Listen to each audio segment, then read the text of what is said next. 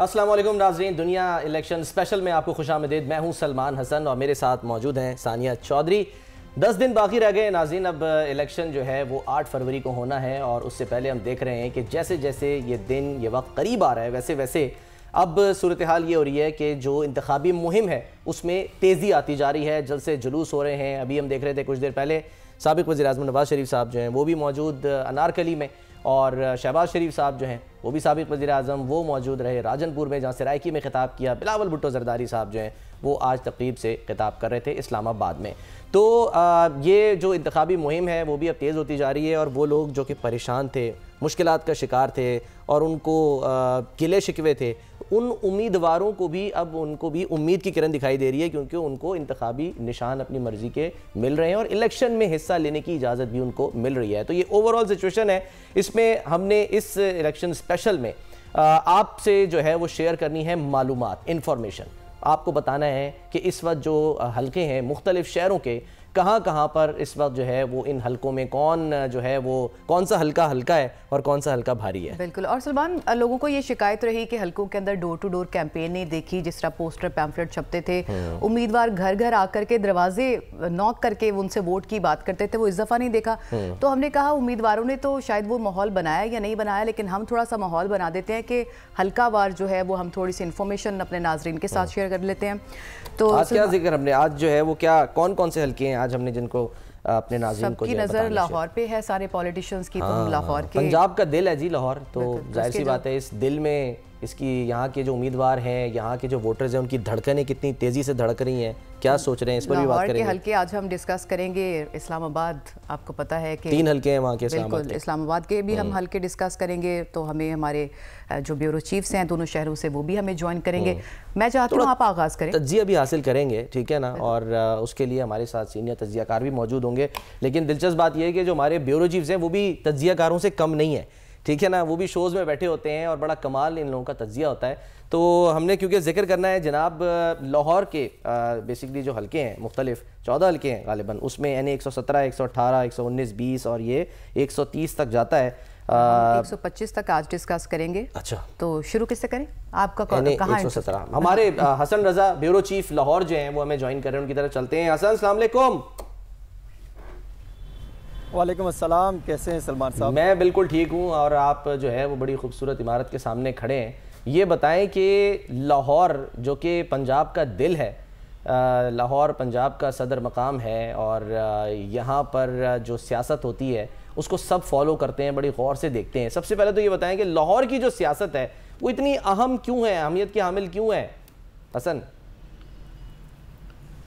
देखिए सलमान, पूरा पाकिस्तान पंजाब की तरफ देखता है और पंजाब जो है वो सूबाई दारुल हुकूमत लाहौर की तरफ देखता है। अगर सियासतदान हो, माहिरीन कानून हो, खिलाड़ी हो, अदाकार हो, लाहौर से इंतखाब लड़ने वाली जो है कई कदावर और मुमताज़ शख्सियात हैं जिन्होंने ना सिर्फ लाहौर से सियासत का आगाज़ किया बल्कि वो इसी शहर से इंतखाब लड़कर आइनी जो है वो ओहदों पर भी पहुँचे हैं। लाहौर ही वो शहर है जहाँ पर 1970 से लेके अब तक 6 वज़राए आज़म जो है वो इंतखाब लड़ चुके हैं, जिसमें जुल्फ़िकार भुट्टो साहब थे, बेनज़ीर भुट्टो, नवाज शरीफ, शहबाज शरीफ, शाहिद खकान अब्बासी, बानी PTI इमरान खान वो भी शामिल थे। और फिर 1970 के इंतखाबात में पाकिस्तान पीपल्स पार्टी के सरबराह जुल्फ़िकार अली भुट्टो ने दीगर हलकों के अलावा लाहौर से भी इंतखाब लड़ा था। और आपको याद होगा, अगर तारीख पढ़ें तो लगता है कि उनके मुकाबले में शायर मशरक़ अल्लामा इकबाल के बेटे जस्टिस जावेद इकबाल ने उनसे मुकाबला हुआ था और जुल्फ़िकार अली भुट्टो कामयाब हो गए थे। और फिर बाद में justice Iqbal Lahore high court के जज बने, फिर रिटायरमेंट के बाद नून लीग के वो सेनेटर भी बने थे। और फिर लाहौर से ही जुल्फ़िकार अली भुट्टो की साहबजादी बेनज़ीर भुट्टो ने भी इंतखाब लड़ा था। और फिर जो है वो जो है उन्होंने लाहौर की नशिस्त को छोड़ दिया था जब वो जीत गए। फिर साबिक़ वज़ीर-ए-आज़म नवाज शरीफ हों, उनके भाई शहबाज शरीफ हों, फिर अब्बास शरीफ हों, हमजा शहबाज हो, शहबाज शरीफ हों, और अब मरियम नवाज भी जो है वो लाहौर से सियासत का बाकायदा तौर पर आगाज़ कर रही हैं। फिर इसी तरह तहरीक इस्तक़लाल के जो सरबराह थे air marshal retired Asghar Khan, वो भी लाहौर से उन्होंने इंतखाब लड़ा था। और 1990 में नवाज शरीफ साहब ने मध्य मुकाबिल पीपल्स पार्टी के साथ जब पाकिस्तान डेमोक्रेटिक अलायंस के उम्मीदवार थे तो उस वक्त था, लेकिन नवाज शरीफ साहब वहाँ से जीत गए थे। और फिर इसी तरह साबिक स्पीकर कौमी असम्बली मिराज खालिद ने जो है वो 2 मरतबा जीत कर स्पीकर कौमी असम्बली बने। फिर इसके साथ जो है लाहौर से ही इंतखाब लड़ने वाले 3 सियासतदान गवर्नर बने थे, और जिसमें मियाँ अजहर साहब थे, फिर इसके अलावा ख्वाजा अहमद तारिक रहीम थे। जब फारूक लगारी ने 96 में बेनज़ीर को जो है वो सारा हुकूमत ख़त्म की तो फिर इनको गवर्नर लगाया गया था। सलमान तसीर ने भी लाहौर में कौमी सूबाई असम्बली के हल्के से इंतखाब लड़ा था। फिर यहीं से लाहौर में साबिक जो अमीर थे जमात इस्लामी काजी हुसैन अहमद 1993 में इंतखाब लड़ा था। फिर क्रिकेट की अगर बात की जाए, हफीज़ कारदार फिर वो भुट्टो के दौर में वज़ीर खुराक बने थे लाहौर से जीत कर। फास्ट बॉलर सरफराज अहमद वो भी जीते थे। उनकी अहलिया जो थी फिल्म स्टार रानी, उन्होंने उनकी कैंपेन की थी। फिर फजल महमूद साबिक क्रिकेटर N95 था, 1990 में उन्होंने लाहौर से इंतखाब लड़ा था, लेकिन नवाज शरीफ के मद्दे मुकाबिल नवाज शरीफ साहब जीत गए थे। फिर माहिरीन क़वानीन की एक लंबी फहरिस्त है, एतजाज़ एहसन साहब, हामिद खान, वो भी यहाँ से इंतखाब लड़ चुके हैं। और अदाकारों में अगर बात की जाए तो कवी खान 1985 में इंतखाब लड़ा था लेकिन कामयाब नहीं हो सके थे। नीलामगार के मेज़बान तारिक अजीज जो थे उन्होंने भी इंतखाब लड़ा था। तो यूँ अगर देखा जाए लाहौर बहुत अहमियत रखता है, जो यहाँ से जीता है वो इक़्तिदार की बुलंदियों को छूता है। जी सही हो गया। तो लाहौर फिर सारा ही वैसे तो अहम है, लेकिन हम चाहते हैं कि हसन ज़रा हल्का वार थोड़ा एनालिसिस करें, थोड़ी इन्फॉर्मेशन शेयर करें अपने नाजरीन के साथ कि कहाँ कहाँ। NA 117 की बात कर लेते हैं, NA 117 से स्टार्ट करते हैं। यहाँ पर क्या जो है वो आप देख रहे हैं NA 117, क्योंकि आप खुद जो हैं वो हसन गए हैं हल्कों में जाकर। आपने जैसे अभी सानिया भी कह रही थी कि उम्मीदवार तो नहीं गए डोर टू डोर, लेकिन हसन जो है वो शॉप टू शॉप जरूर गए, सड़क टू सड़क जरूर गए, गली टू गली, मोहल्ला टू मोहल्ला, सब जाके जो है वो हसन ने देखा है। सारी ऑथेंटिक इन्फॉर्मेशन आपके पास होगी। 117 से हसन पहले शुरू कर लेते हैं। बताइए कि कौन कौन से हैवी वेट्स हैं यहाँ पे, किन में कांटे के मुकाबले की तवक्को है, और जो पब्लिक सेंटिमेंट है वो वहाँ पे क्या देखा आपने? NA 123 था ये पहले गालिब। NA 117 में जो मुस्लिम लीग नून और IPP के साथ इत्तेहाद हुआ था, एक सीट पर सीट एडजस्टमेंट हुई थी, और यहाँ पर अब्दुल अलीम खान जो है वो IPP के प्रेसिडेंट भी हैं, वो यहाँ से इंतखाब लड़े। इनके मद्दे मुकाबिल नवाज शरीफ साहब और नून लीग ने कोई अपना उम्मीदवार खड़ा नहीं किया। और माजी में अगर देखें तो 2008 में मलक रियाज अहमद जो थे वो 55,800 2008 में वोट लेकर कामयाब हुए थे, और उसके सेकंड पे आसिफ हाशमी साहब थे। फिर 2013 में भी नून लीग बड़ी अक्सरियत से यहाँ पर पोजीशन उन्होंने बनाई थी। 2018 में बात की जाए तो वहाँ भी मलक रियाज जो है वो अच्छी पोजीशन लेकर कामयाब हुए थे। लेकिन अब जो है नून लीग का तो वहाँ पर निचली सतह पर अगर देखा जाए तो गजाली सलीम भट्ट है, समीउल्लाह चौधरी हैं, PP की सतह पर तो वो काम कर रहे हैं। इनके साथ अगर देखा जाए तो अब्दुल अलीम खान जो है वो कैंपेन तो अच्छी कर रहे हैं, क्योंकि वो सियासतदान है। माजी में भी अगर देखें तो वो मुख्तलिफ हल्कों से इंतखाब लड़ते रहे, तो वो ग्राउंड लेवल पर जाना जानते हैं। हसन अगर वो कैंपेन ना भी करें तो देखा ये गया है कि अलीम खान साहब जो अपने हल्के के लोगों के लिए जो काम करते हैं, जो उन्होंने जिस तरह के जो हम ये कह सकते हैं कि मुख्तलिफ ऐसे उनके लिए आसानियाँ पैदा की हुई हैं हल्के के लोगों के लिए, ख़ासकर बेवाओं के लिए, तो वो तो ऑटोमेटिकली समझ लें कि ज़माने से वो कैंपेन का ही हिस्सा समझ लें कि लोग तो खुश हैं उनसे, देखा जाए तो। ये बात तो दुरुस्त है, क्योंकि वो लोगों में घुल मिल जाते हैं, उनको अंदाज़ा है कहाँ पे गरीब गुरबा लोग हैं, उनके साथ कैसे ताउन करना है। ये माजी में भी जो है शादरा का कुछ इलाका, ये गरी शाह का कुछ इलाका, वहाँ पर भी ये काम करते रहे, और वहाँ पर भी उन्होंने ये जो है अपना सिस्टम शुरू किया है, और काफ़ी हद तक जो है वो कैंपेन कर रहे हैं वहाँ पर भरपूर तरीके से। क्योंकि अगर आप देखें ना तो शादरा वाला कुछ इलाका जो है वहाँ पे गुजरावाला से कुछ लोग वहाँ पर आए, कुछ शेखुपुरा से अटैच होके कुछ मकीन वहाँ पर हुए, फिर जो वोटर भी बने, तो कुछ जो है वहाँ पे नून लीग की अक्सरियत वहाँ पर रही है, नून लीग का वोटर तो वहाँ पे स्ट्रॉन्ग मौजूद है। तो अब वो इनको किस हद तक जो है वो सपोर्ट करते हैं। इनके मद्दे मुकाबिल जो तहरीक इंसाफ के हमायत याफ्ता हैं वो अली एजाज भुट्टा है, वो भी जो है वो उनका बाउल निशान है। अब देखते हैं कि उनकी क्या पोजीशन रहती है। अलबत्ता यहाँ पर जमात इस्लामी के जहांगीर अहमद और तहरीक लब्बैक पाकिस्तान के सैफुर रहमान मौजूद है, और ये वो बड़ा अहम हल्का है कि यहाँ से हाफिज सलमान भट्ट साहब ने भी नून लीग के शायद उनके साथ एडजस्टमेंट करके एक दफा वो यहाँ से जीते थे, अभी आप और 1997 में अब्बास शरीफ साहब भी यहाँ से जीत गए थे। हसन, अभी आप बात कर रहे थे पीछे की हमायत याफ्ता उम्मीदवार की, आपने उनका निशान भी बताया, लोगों को पता है कि उनका निशान क्या है? देखें, अब लोग तो जो है वो तरीके इंसाफ के बल्ले की निशान की जो है वो उनको याद है, लेकिन अब ये याद तो करवाएंगे अगर जब निकलेंगे, और फिर नाम अगर उनको याद होगा, इसमें कुछ कंफ्यूजन तो होगी कि अगर बल्ला वहाँ पर बैलेट पेपर पर नहीं होगा तो फिर वो देखते हैं कि वो जो खामोश वोटर है या जो बल्ले की तलाश में जाते हैं तो वो क्या जो है वो फैसला करते हैं। ये तो आने वाला दिन ही बताएगा 8 फरवरी को कि वो इस पर क्या फैसला लेते हैं।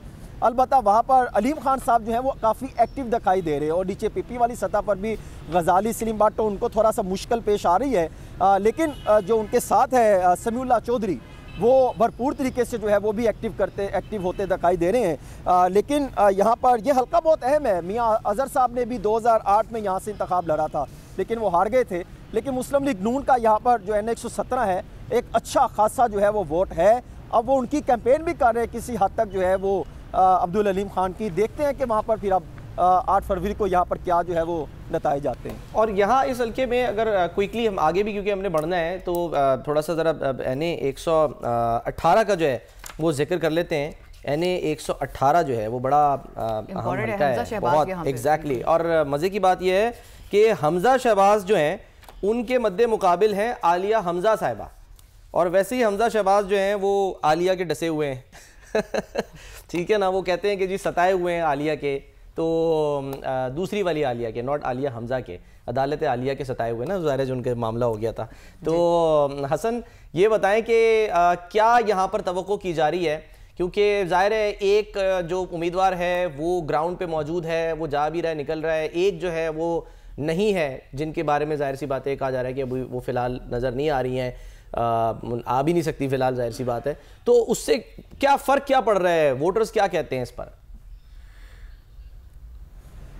सलमान, देखें, दरून लोर जो है ना वो पहले ही नून लीग का घर समझा जाता है, और यहाँ पर हमजा शहबाज जो है वो 2013 में भी कामयाब हुए थे, 2018 में भी, और 1,46,306 वोट लेकर कामयाब हुए थे।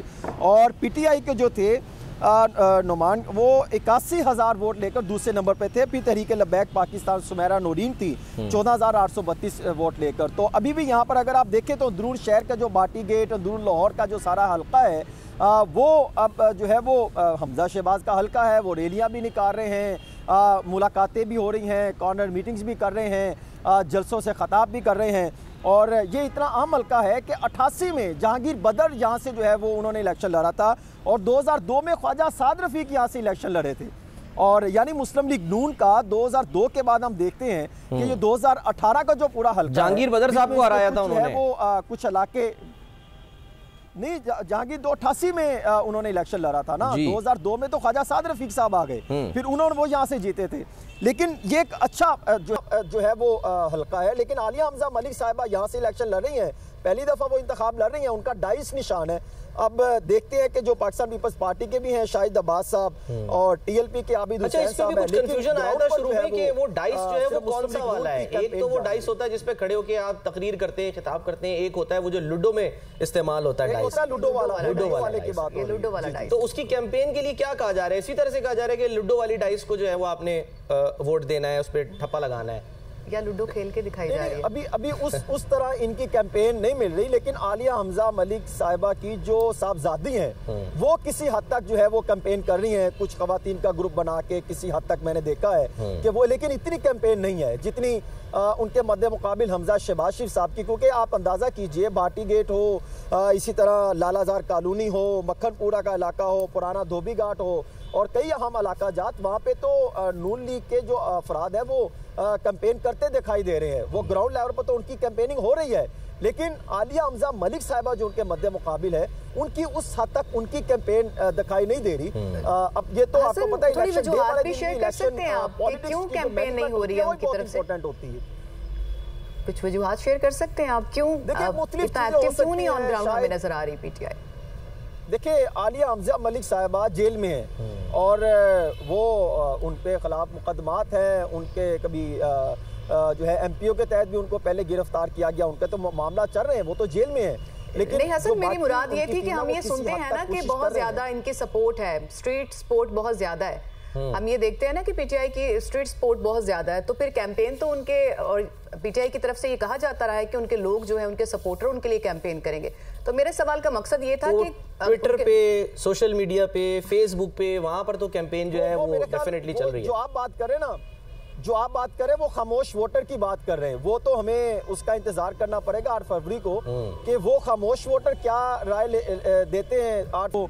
और फिर जो पीटीआई के 2018 में जो इनके साथ थे 81,000 वोटर जो था पीटीआई का, आज वो किस हद तक कहाँ स्टैंड करता है, वो क्या लेके निकलता है। जब हलकों में जाएं, जब हम इस पूरे हलके का विजिट किया तो कुछ जगहों पर लोगों के तहफुजात थे, जिस तरह दून लाहौर का कुछ हलका था, लक्ष्मी का कुछ एरिया अंदर चले जाए तो। लेकिन अब जी हसन 119 की बात कर लेते हैं। मेरी दिलचस्पी इसमें बहुत है, वजूहात आप जानते होंगे। मरियम नवाज साहब की वजह से कंटेस्ट कर रही हैं, खातून हैं, तो इसलिए मेरी दिलचस्पी बहुत ज्यादा है। मद्दे मुकाबल शहजाद फारूक साहब हैं, यहाँ पे क्या सिचुएशन है? वैसे आप क्या सूरत हाल देखते हैं? देखिए, सिर्फ मैं आपको इसका थोड़ा पसे मंजर बताऊं कि NA 119 में जावेद हाशमी साहब जब जेल में थे ना, तो मुस्लिम लीग नून के साथ एडजस्टमेंट करके ये इन्होंने इंतखाब जीत लिया था मुस्लिम लीग नून की टिकट पर, और 67,707 वोट लिए थे जावेद हाशमी साहब ने। और फिर 2013 में यहाँ से मलिक परवेज साहब आ गए, उन्होंने 1,26,000 वोट लिए थे और पीटीआई के 40,617 वोट थे। और 2018 में अली परवेज साहब यहाँ पर आ गए, तो उन्होंने 1,13,273 वोट लिया था NA 119 में, और पीटीआई के जमशेद इकबाल 66,000 वोट ले सके थे। लेकिन इस दौर में जब चीफ मिनिस्टर शहबाज शरीफ थे तो यहाँ पे बहुत ज़्यादा तरक्याती काम हुए। हमने देखा परवेज़ मलिक साहब, अली परवेज़ मलिक बहुत एक्टिव दिखाई दिए और भरपूर तरीके से इन्होंने काम किया। कौन-कौन से मेजर कौन-कौन से इलाके आ जाते हैं? हद तक तरीके इंसाफ का वोट भी बढ़ता चला गया।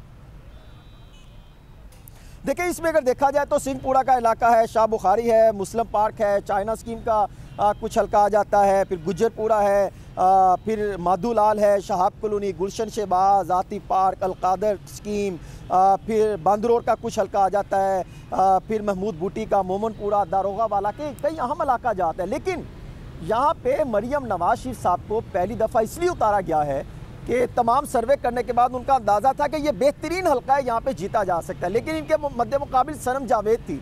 अभी उनकी साहबजादी ने ट्वीट किया है कि शायद वो यहाँ से बिल्कुल हसन, मेरा अगला सवाल आपसे यही था कि ये थोड़ी सी कंट्रोवर्सी चल रही थी कि शहजाद फारूक साहब यहाँ से लड़ेंगे या फिर सनम जावेद यहाँ पे आएंगे। अभी तक इजाजत तो खैर उनको मिल गई थी जी, लेकिन ये पार्टी का डिसाइड करने का शायद अभी टिकट का कि कौन यहाँ पे लड़ेगा, क्योंकि शहजाद फारूक साहब भी एक बड़ी कुर्बानी है उनकी फैमिली की पीटीआई के लिए। तो क्या फैसला हुआ है अब तक? देखिए, मुझे ऐसा लग रहा है कि अमली तौर पर जो ग्राउंड पर है वो तो पूरी कैंपेन मरियम नवाज शरीफ साहिबा कर रही हैं, बल्कि पूरे लाहौर के दीगर MPs अपने हलकों को से ज़्यादा जो है उन पर फोकस कर रहे हैं कि मरियम नवाज शरीफ साहब को हर सूरत जितवाना है और अच्छी पोजीशन दिलवानी है। और नज़र भी आ रहे हैं PP सतह पर अली परवेज़ मलिक खुद जो है, बेशक उनको टिकट नहीं मिला कोई भी हलके से, लेकिन वो उनकी कैंपेन करते दिखाई दे रहे हैं। वो जा रही हैं, मरियम नवाज शरीफ साहिबा फील्ड में हैं, जा रही हैं डोर टू डोर, उनके लोग आगे जा रहे हैं। लेकिन शहजाद फारूक साहब ने कल जो है किसी, मैंने उनकी एक रैली देखी है और परसों भी किसी हद तक जो है वो फील्ड में निकले। वही तरीके इंसाफ पर जो पाबंदियां हैं या कोई इस तरह के मामलात हैं वो जिसकी वजह से वो थोड़ा सा डर और खौफ है। लेकिन अब वहाँ पर मरियम नवाज शरीफ साहिबा जो है वो थोड़ी और अच्छी तरीके से मैं ये पूछना चाह रही थी कि कैंडिडेट तो शहजाद फारूक ही होंगे ना, कैंडिडेट तो नहीं बदल जाएगा मद्दे मुकाबिल मरियम साहिबा के? सवाल मेरा ये था। शहजाद फारूक वो तो अब तो तरीके इंसाफ ने बाकायदा, तरीके इंसाफ ने तो हमायत याफ्ता की लिस्ट जारी कर दी, उसमें तो यही है शहजाद फारूक और यही इंतखाब लड़ेंगे। लेकिन पाकिस्तान पीपल्स पार्टी के इफ्तिखार शाहिद भी हैं, फिर जमात इस्लामी के जुल्फ़कार अली भी हैं, तहरीक लब्बैक पाकिस्तान मोहम्मद ज़हीर भी है। लेकिन आपको अंदाज़ा होगा कि तमाम हलकों का अगर देखें तो तहरीक लब्बैक पाकिस्तान 13 से 18 में उनका वोट किसी हद तक बढ़ता रहा है तमाम हलकों में, चाहे वो 5,000, 8,000, 10,000, कहीं ना कहीं वोट उनका बढ़ता चला जाता है। इस तरह इस हल्के में भी किसी हद तक उन्होंने TLP ने 2018 में 23,145 वोट लिया था। तो यहाँ पर भी जो है वो TLP किसी तीसरे नंबर पर चाहे है, लेकिन वो एक्टिव है, वो अपना काम कर रही है। लेकिन मरियम नवाज शरीफ साहबा इस पूरे हल्के में जो है वो काफ़ी एक्टिव दिखाई दे रही है। ठीक है, आगे बढ़ते हैं फिर और NA 120 जो है उसका रुख करते हैं। NA 120 के बारे में ज़रा सा डिटेल में शिरकत ये जो है वो शरीक करें, हम इंफॉर्मेशन को शामिल करें। सरदार अयाज सादिक साहब यहाँ पर हैं NA 120 से, मुस्लिम लीग नवाज़ के। बिल्कुल जी, ये अगर देखा जाए तो ये 120 और 121 जो हल्का था ना, जहाँ से शेख रुहेल असगर और सरदार अयाज सादी, अब जब वो हल्का बंदियां हुई तो काफी हल्के तब्दील हो गए। अब जो सरदार अयाज सादिक साहब वाला हल्का था, हल्के इधर उधर होने से शिकायतें भी की बेशुमार, तो ये तो नवाज शरीफ साहब बैठे और मामला उनको सुलह सफाई की तरफ लेकर आए। फिर आखिरकार जो 121 की तरफ जो है वो फिर चले गए थे शेख रुहेल असगर साहब, जिसका ये मामला सामने आ रहा था, जिसका वो कह रहे थे सरदार या सादिक साहब के साथ भी कोई 38 चेयरमैन उनके साथ स्टैंड करते हैं। लेकिन 120 की अगर बात की जाए तो अब यहाँ से सरदार अयाज सादिक साहब इलेक्शन लड़ रहे हैं और इनके मद्दे मुकाबिल जो है उस्मान हमजा अमान है PTI के, वो इंतखाब लड़ रहे हैं। और सरदार अयाज सादिक, इन्होंने बड़ा काम किया यहाँ पर कि जो डियालों का जो था, भट्टों का जो ग्रुप था और घुड़कियों का जो था कुछ अच्छा खासा वोटर था, वो इन्होंने अपने साथ अटैच कर लिया और उनके डेरे पे गए, उनको साथ किया। फिर ख़ास तौर पे कैसर भट्ट और इसरार भट्ट, ये जो पहले पाकिस्तान पीपल्स पार्टी में थे, फिर वहाँ से तहरीक इंसाफ में चले गए, अब इन्होंने उनको भी अपने साथ मिला लिया है। तो यूँ अगर देखा जाए तो ये फील्ड में भरपूर तरीके से काम कर रहे हैं। इस हल्के से पहले शेख रुहेल असगर जीते थे 2008 में भी, 13 में भी, 18 में भी, और 18 में इनके 98,205 वोट थे, 13 से कम हो गए थे। लेकिन यहाँ पे जाज अहमद जो थे, ठीक है हसन, ठीक है हसन, साथ ही रहिए।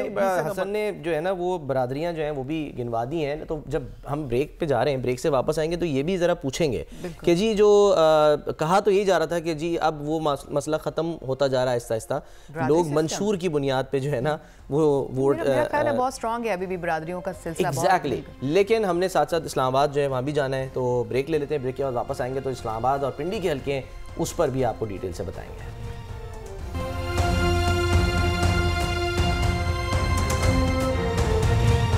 वेलकम बैक जी। हमने लाहौर की बात की, पंजाब के दिल की बात की, और अब हमने बात करनी है इस्लामाबाद की, जो कि शहर इक़्तिदार है। और हर एक की ख्वाहिश यही होती है कि जब इलेक्शन जीतें तो वहाँ जाकर हमें रूल करने का जो है वो मौका ज़रूर मिले। लेकिन ये मौका जो है इस मरतबा किसको मिलने जा रहा है, कौन जो है वो शहर इक़्तिदार में कब्ज़ा जमाएगा? अब ज़ाहिर है उसके लिए मेन तो यही है कि आप ज़्यादा से ज़्यादा सीटें पंजाब से भी जीतें, कि मुख्तलिफ जो सूबे हैं वहाँ से जीतें फिर जाएं। लेकिन इसमें कहीं ना कहीं किसी न किसी जगह पर हम देखते हैं कि जो मुख्तलिफ हल्के हैं उनका किरदार इम्पॉर्टेंट होता है। तो इस्लामाबाद का हम रुख करते हैं, वहाँ पर 3 हल्के हैं। हमें जो है वो अदील वड़ाइच साहब, ब्यूरो चीफ इस्लामाबाद, हमें ज्वाइन कर रहे हैं, उनकी तरफ हम रुख करते हैं। अदील, ये बताइए कि बहुत सारी शिकायतें भी आई लोगों को। पहले तो ये कहा जाता था, जैसे ब्रेक से पहले हसन से भी बात कर रहे थे, उन्होंने भी इशारा दिया था कि अभी भी क्या बरादरी सिस्टम ये सब चल रहा है, इसी बुनियाद पर जो है लोगों को वोट पड़ेंगे, बिरयानी की प्लेट पे वोट पड़ेंगे, या फिर ये कि कीमे वाला नान जो है जो खिला देगा उसको वोट पड़ेगा, इलेक्टेबल्स जो हैं उनको वोट पड़ेंगे, या फिर ये नहीं जी जो ये जो पर्दे में छुपे मंशूर सामने आए हैं हालिया दिनों में उनकी बुनियाद पर वोट पड़ेगा? पर्दे में छुपे मंशूर या इस वक्त छुपा हुआ वोटर, ये भी इस तरह की बात भी बहुत हो रही है कि एक सियासी जमात जिसका इंतखाबी निशान तो नहीं है, अगरचे उस फैक्टर पे भी हम बात करेंगे। हमने जब लोगों से पूछा कि ये इंतखाबी निशान छिन जाने का कितना बड़ा डंट पड़ा है, तो इस मरतबा इंतखाबात माजी से ज़रा मुख्तलिफ अंदाज में होने जा रहे हैं। लेकिन उससे पहले मैं इस्लामाबाद के जो 3 हल्के हैं उनसे मुतल्लिक नाजरीन को बता दूं। NA46 है इस्लामाबाद 1, ये पहले NA54 हुआ करता था, और यहाँ से असद उमर MNA बने थे। उन्होंने 57,000 वोट लिए थे 2018 में, और उनके जो मद्दे मुकाबिल थे अंजुम अकील, जो इस मरतबा भी इलेक्शन लड़ रहे हैं, उन्होंने 33,000 वोट हासिल किए थे। इस मरतबा अंजुम अकील जो हैं, यूँ तो कुल 44 उम्मीदवार हैं इस हल्के से, लेकिन इस मरतबा अंजुम अकील का जो मुकाबला है वो कोई प्रोमिनेंट शख्सियत नहीं है। यूँ तो कोई पाकिस्तान तहरीक इंसाफ के कोई सरकर्दा लीडर नहीं है, मुकामी यहाँ के एक पाकिस्तान तहरीक इंसाफ वो हैं आमिर मुगल। लेकिन उनका इंतखाबी निशान जो उन्हें मिला है वो बहुत शोहरत पा गया है। बैंगन का इंतखाबी निशान जो सोशल मीडिया पे भी काफ़ी डिस्कस हुआ। अच्छा, फिर ये NA46 जो है ये एक सेमी अर्बन हल्का है।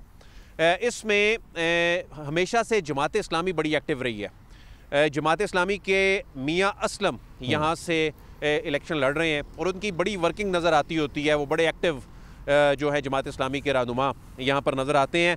और राजा इमरान अशरफ जो कि पाकिस्तान पीपल्स पार्टी के हैं, राजा परवेज़ अशरफ के भाई हैं। तो ये तो हो गया NA-46 कांटेदार मुकाबला, लेकिन कहा जा रहा है, जो मैंने कहा ना कि जो आज़ाद उम्मीदवार हैं वो गुमनाम से हैं, यानी पहली मरतबा इलेक्शन लड़ रहे हैं, लेकिन ग्राउंड पे जाएं तो सिचुएशन 8 फरवरी को पता चलेगी कि क्या होगी। क्योंकि अंजुम अकील, अभी जो बरादरी के हवाले से आपने बात की, बरादरी फैक्टर यहाँ है, लेकिन यहाँ पर एक बरादरी फैक्टर हमने देखा कि अंजुम अकील साहब के ख़िलाफ़ भी उनका जो बरादरी फैक्टर वहाँ पर जो गोलड़ा और अतराफ़ के जो इलाके हैं वो नेगेटिव भी जा सकता है। NA-47 की बात करते हैं, मैं इस वक्त NA-47 में मौजूद हूँ। अच्छा। मेरे अकब में आप पार्लिमान देख रहे हैं, ये सब ने जीत के NA-47 में मौजूद पार्लिमान में ही आना है और NA-47 में इलेक्शन कमीशन ऑफ पाकिस्तान मौजूद है।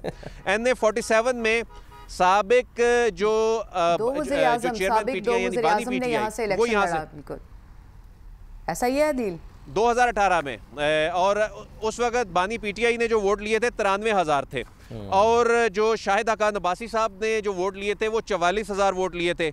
इस वक्त यहाँ से तारिक फजल चौधरी इलेक्शन लड़ रहे हैं और शुएब शाहीन उनके मद्दे मुकाबिल हैं। ये भी पहली मरतबा पहुंचते हैं स्टूडेंट तो वहाँ आगे पीछे बैठ के एक दूसरे से पूछ रहे होते हैं, यार फला सवाल का जवाब मतलब इस तरह से। तो मुझे लग रहा है लाइनों में खड़े होकर लोग जो है ना वो एक दूसरे से पूछ रहे होंगे, जिनके ज़ाहिर है इंतखाबी निशान जिनका छिन गया वो आगे वाले से पूछ रहा होगा, पीछे वाले से पूछ रहा होगा कि भाई तुम किसको डाल रहे हो, अच्छा फला बंदा है उसका इंतखाबी निशान क्या है। शायद उसी वक्त शायद ये चीज़ें हो रही होंगी। एक और भी बड़ा मसला हो गया, इस्लामाबाद में ख़ास तौर पे हम ये देख रहे हैं, वो ये है कि मुख्तलिफ जो यानी ये जो तीनों हलके हैं, तीनों हलकों में पाकिस्तान तहरीक इंसाफ के एक से ज़्यादा लोगों ने दीगर जमातों की तरह नॉमिनेशन पेपर जमा करवाए थे, लेकिन विड्रॉ करने का जब मामला आया तो उन्होंने विड्रॉ नहीं किए। अब वो जो कैंपेन कर रहे हैं वो भी यही बता रहे हैं, जी हम पाकिस्तान तहरीक इंसाफ के बिहाफ पे लड़ रहे हैं। तो इस तरह वोट का जो डिवीजन है, यानी एक और सवाल भी है आपसे। आप अभी जैसे बता रहे थे, आप जो पहला हलका था 46, उसके बारे में आप ये बता रहे थे कि 44 उम्मीदवार वहाँ से इलेक्शन लड़ रहे हैं। ये भी एक बड़ी प्रॉब्लम है। इस दफ़ा जो नंबर ऑफ कैंडिडेट है, जब हम पिलडैट के दादोशुमार चेक करें तो वो बड़ा है। एक ये फैक्टर भी है जो कन्फ्यूजन पैदा करता है और वोट को स्प्लिट करता है। क्या आप ये फ़र्क देख रहे हैं इस दफ़ा? देखें, ये बड़ा मैटर करता है। यानी एक बैलेट पेपर है, उस बैलेट पेपर पे अगर 10 इंतखाबी निशान हैं तो एक जो ऐसा वोटर जो बेचारा पढ़ लिख नहीं सकता या ख़ास तौर पे जो ज़ईफ़ अफराद होते हैं उनके लिए बड़ा मुश्किल हो जाता है। जब 44 लोगों के नाम सामने होंगे, जब 37 लोगों के NA-47 से 37 लोग जो हैं वो हिस्सा ले रहे हैं, तो यही सिचुएशन 48 में भी है। तो जब इतना बड़ा बैलेट पेपर और उस पर जब ज़्यादा इंतखाबी निशान होते हैं, फ़ॉन्ट साइज़ छोटा हो जाता है और अदील उसमें तो ये भी मसला है ना कि किसी को गिटार मिला है, किसी को वायलिन। अब ढूंढते रहो, फ़र्क तलाश कीजिए कि गिटार जो है उसमें और वायलिन में क्या फ़र्क है, लोगों को ये नहीं पता होता। अदील, हम आपकी तरफ वापस आएंगे, डिटेल में जो है वो हमने पिंडी के हलकों पे भी बात करनी है, लेकिन एक बार फिर हम लाहौर का ही रुख करते हैं। हसन रज़ा जो है वो एक बार फिर हमें ज्वाइन कर रहे हैं और उनके साथ मौजूद हैं सीनियर तजियाकार जनाब सलमान गनी साहब, जो कि एक बड़ी गहरी नज़र रखते हैं, ख़ासकर जो पंजाब और लाहौर की अगर हम बात करें तो उनकी बड़ी गहरी नज़र है यहाँ की सियासत पे और बहुत इनसाइट जो है वो उनको मालूम होती हैं। जी हसन। जी बिल्कुल, सलमान गनी साहब हमारे साथ मौजूद हैं। सलमान गनी साहब, कैसा देख रहे हैं लाहौर में कौन कौन से हलकों में कांटेदार मुकाबला मुतवक्के है? देखिए हसन, लाहौर की एक कौमी सियासत में बड़ी अहमियत है और जब भी आपने इंतखाबी दर्जा हरारत देखना हो तो हमेशा लाहौर की तरफ देखा जाता है। और लाहौर के हवाले से दो चीज़ें बड़ी इंपॉर्टेंट हैं। एक तो कहा जाता था कि लाहौर मुस्लिम लीग नून का गढ़ है, लेकिन 2013 के इंतखाबात के बाद तहरीक इंसाफ दूसरी बड़ी फोर्स के तौर पे उभरी है। और एक यहाँ पर बरादरीज़म का बड़ा इम्पोर्टेंस रही है कि दो बड़ी बरादरी थी, अराई बरादरी, कश्मीरी बरादरी, उसके बाद जाट हैं, गुज्जर हैं, भी हैं, बाकी छोटी वो कश्मीरी। तो बात है कि लेकिन हमेशा गलबा जो है पोलिटिकल पार्टीज़ का रहा है। इस दफ़ा का इलेक्शन थोड़ा सा मुख्तलिफ है कि माजी के इलेक्शन से कि लाहौर के अंदर गहमा गहमी होती थी। और एक और चीज़ जो इस इलेक्शन में देखने में आई है डिफरेंट है कि बिलावल भुट्टो जरदारी साहब लाहौर से इलेक्शन लड़ रहे हैं। पीपल्स पार्टी एक बड़ी पार्टी के तौर पे तो थी, लेकिन लाहौर के अंदर उसकी वो अहमियत और हैसियत नहीं थी। अब लाहौर के NA 1 to 7 से वो कैंडिडेट बने हैं तो पीपल्स पार्टी भी मुतर्रक दिखाई दे रही है। तहरीक इंसाफ के पास अपना निशान बल्ला है, ना उनके कप्तान इस वक्त फील्ड में मौजूद है, लेकिन उनका वोट बैंक मौजूद है और अलबत्ता एक कन्फ्यूजन है उनके इंतखाबी निशान के हवाले से। और मैं समझता हूँ कि जो गहमा गहमी माजी के इंतखाबात में थी वो नज़र नहीं आ रही। लाहौर के अंदर रातों को गलियों में, महलों में, बाज़ारों में वो जो खाबे चलते थे, चाय के दौर चलते थे, अभी वो मीटिंग्स होती नहीं हुई। इसलिए मैं समझता हूँ कि लाहौर के इंतखाबात को आपने देखना है ना, तो अगर तो 50% से कम टर्न आउट रहता है तो उसका मुस्लिम लीग नून को फ़ायदा होगा, और अगर 50% से ऊपर जाएगा तो तहरीक इंसाफ को उसका फ़ायदा हो सकता है। समाज साहब ये फरमाइएगा, जैसे अभी आपने बिलावल भुट्टो जरदारी के हलके का जिक्र किया है, 127 वहाँ पे मद्दे मुकाबिल अता तारर है। उससे पहले इस हलके में अली परवेज़ मलिक थे, तो उन्होंने बड़ा काम किया, शाइस्ता परवेज़ मलिक साहिबा, और वो ज़िमनी में भी जीत गई थी। तो अब वहाँ पे आप क्या समझ रहे हैं कि काफ़ी कांटेदार मुकाबला तो नज़र आ रहा है? मैं आपको बताता हूँ, आप इस हल्के को इस तरह समझें कि 2018 के इलेक्शन में यहाँ पर 90,000 वोट लिया था पाकिस्तान मुस्लिम लीग नून के परवेज़ मलिक साहब ने, 70,000 वोट लिया था एजाज चौधरी साहब ने जो PTI के थे। जो ज़िमनी इंतखाब जो ज़्यादा डिस्कस हो रहा है ना कि परवेज़ मलिक साहब की वफाक के बाद शाइस्ता साहिबा वहाँ से उम्मीदवार थी और असलम गिल साहब थे। उस ज़िमनी इंतखाब में चूँकि PTI के उम्मीदवार डिस्क्वालीफाई हो गए थे, जमशेद चीमा साहब, मुसर्रत चीमा साहिबा, उनके कागजात नामजदगी मुस्तरद हो गए थे, और वो जो गैप था वो पीपल्स पार्टी ने फिल किया कि उन्हें आम इंतखाब में तो सिर्फ 5,500 वोट मिला था, लेकिन ज़िमनी इंतखाबात में वो 34,500 वोट ले गए। और पीपल्स पार्टी उस हल्के को टारगेट कर रही है। वैसे तो लाहौर के 14 हल्के हैं, लेकिन पीपल्स पार्टी का जो सारा एम्फेसाइज कर रही है वो बिलावल भुट्टो जरदारी, बड़ा सरप्राइज है। मैं समझता हूँ कि वहाँ पर पीपल्स पार्टी जोर लगा रही है, लेकिन बुनियादी तौर पे वो पाकिस्तान मुस्लिम लीग नून का ही हल्का है। यहाँ से वहीद आलम साहब भी जीते हैं, परवेज़ मलिक साहब जीते हैं। देखें, लाहौर को आप इस अंदाज में देखें कि इस वक्त भी दूसरी बड़ी सियासी कुव्वत जो है वो PTI है, कि बावजूद के उनके उम्मीदवार जो है वो आज़ाद उम्मीदवार के तौर पे मौजूद है। सलमान साहब इसी तरह अगर थोड़ा सा उम्मीदें आए, जिससे NA 129 है, हसन बड़ा ये कीमती तज़किया जो है सलमान गनी साहब दे रहे हैं, लेकिन ज़ाहिर है हमने प्रोग्राम में ब्रेक भी शामिल करनी होती है। क्विक ब्रेक लेते हैं, ब्रेक के बाद हम वापस आएंगे। इलेक्शन की इस खसूसी ट्रांसमिशन में एक बार फिर खुश आमदीद। जब हम ब्रेक पे जाने से पहले डिस्कस कर रहे थे लाहौर के हल्के, इस्लामाबाद के हल्के, और सलमान हम जो इम्पोर्टेंट फैक्टर्स हैं जो वोटर टर्नआउट पे असरअंदाज हो सकते हैं उसके बारे में बात कर रहे थे, और इस पे हम तज्जिया भी ले रहे थे। सलमान गनी साहब एक बार फिर जो हैं वो हसन रज़ा के साथ मौजूद हैं। हसन, गुफ्तगू जो है वो आप कर रहे थे, और वही बात कि जी कुछ क्या हम तब्दीली जो है उसकी उम्मीद कर सकते हैं कि लोग ये जो बरादरी सिस्टम और जो एक दूसरे की यानी कि ख्याल करना कि जी वो फ़लाँ बरादरी से तो मैंने उसी को वोट देना है या नहीं, निकल के लोग थोड़ा सा अब जो है वो इस बात पर सोचने लगे हैं कि जी हम उन लोगों को वोट दें जो मंशूर दें, जो हमारे मसाइल हल करें, जो उन मसाइल की बात करें जो कि देरीना मसाइल हैं जो अरसे से हल ही नहीं हो रहे। और स्पेशली हसन जो नए फैक्टर्स इस दफ़ा इन्वॉल्व हुए हैं, इस दफ़ा के इलेक्शन की जो इनफरादियत है, हम चाहते हैं कि आप सलमान गनी साहब से उनके बारे में पूछें। जी बिल्कुल, सलमान गनी साहब फरमाइएगा। बरादरीज़म बहुत ज़्यादा जो है वो फोकस किया जाता है, माजी में भी ख़ास तौर पे 2013-2018 में भी हमने देखा कि NA 130 में ख़ास तौर पे जहाँ से नवाज शरीफ साहब अभी इलेक्शन भी लड़ रहे हैं, वहाँ पे भी बरादरी बहुत ज़्यादा फोकस करती रही। डॉक्टर यास्मीन राशिद ने डोर टू डोर कैंपेन करके वो बरादरीज़म को कोशिश की कि अपनी तरफ राग़िब की जा सके। इस तरह बाकी हल्कों में भी ऐसा है। देखिए हसन, बरादरियों की अपनी एक अहमियत और हैसियत ज़रूर होती है, लेकिन डोमिनेट हमेशा पॉलिटिकल पार्टीज़ करती हैं, और पॉलिटिकल पार्टीज़ से जब अपनी कैंपेन चलाती है तो फिर जो सियासी कारकुन होते हैं वो खींच लेते हैं। कि ये बात दुरुस्त है कि जब सियासी जमातें टिकट्स भी देती हैं ना तो वो उनकी तरजीह वो उम्मीदवार होते हैं जो बड़ी बरादरियों से तल्लुक़ रखते हों, लेकिन ये नहीं होता कि जी बड़ी बरादरी का जो अगर उम्मीदवार आया तो दीगर बरादरियों को लोग उन्हें वोट ना दें। इसलिए मैं समझता हूँ कि पाकिस्तान के अंदर सियासी जमातें जब एक्टिव होती हैं तो फिर बरादरीज़म का ये जो रुझान है ये दब जाता है। 1985 के गैर जमाती इलेक्शन में ये रुझान बहुत आम हुआ, और इसके साथ साथ जब गैर जमाती बल्दियाती इंतखाबात होते हैं ना, उसमें बरादरीज़म में बहुत बढ़ जाती है। मैं समझता हूँ कि पाकिस्तान जमहूरी स्ट्रगल के नतीजे में बना था, सियासत को मजबूत बनाना है तो पोलिटिकल पार्टीज़ का रोल जो है वो वसी करना पड़ेगा, और पोलिटिकल पार्टीज़ में भी उनमें जान होगी जो अपनी सियासत को मुंसलिक करेंगे आम आदमी के इशू से। अभी मैं सुन रहा था कि सलमान हसन और सानिया चौधरी जो बात कर रही थी कि क्या नए रुझानात सामने आए हैं। देखिए, एक डिफरेंट इलेक्शन इस हवाले से है कि माजी की तरह गहमा गहमी नहीं है कि माजी के अगर 2018 के आप इलेक्शन देखें, 2013 के इलेक्शन लगे देखें,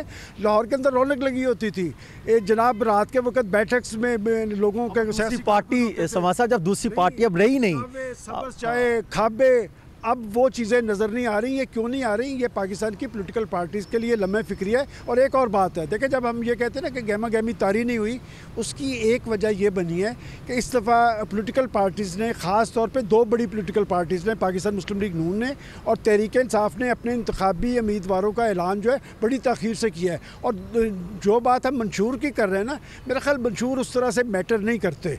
बात यह है कि इस वक्त पाकिस्तान के जो रियल इशूज़ हैं, तो आप सारी पॉलिटिकल पार्टीज़ के मंशूर उठा के देख लें, सारे कहते नजर आ रहे हैं कि 300 यूनिट बिजली फ्री दे देंगे। भाई कहाँ से दे देंगे? ट्रिलियन बहुत ज़्यादा खर्चा लगा। देखिए, मैं ये समझता हूँ कि अगर आप 300 यूनिट बिजली फ्री देना चाहते हैं तो आप सिर्फ आम आदमी से बिजली की कीमत ले लें, वो 300 यूनिट दे देगा। अब 300 की यूनिट की बिजली की कीमत तो है जी 2000, उस पर टैक्सेस ले रहे हैं आप 8000। लेकिन पाकिस्तान की पॉलिटिकल पार्टीज जो लोगों के रियल इश्यूज है ना, उसको एड्रेस नहीं कर पा रहे। मैं आना चाह रहा था 128 और 129 की तरफ। 129 में मियाँ अजहर साहब वहाँ से इलेक्शन लड़ रहे हैं और उनके मद्दे मुकाबिल मुस्लिम लीग नून के जो उम्मीदवार हैं वो मियाँ नुमान हैं।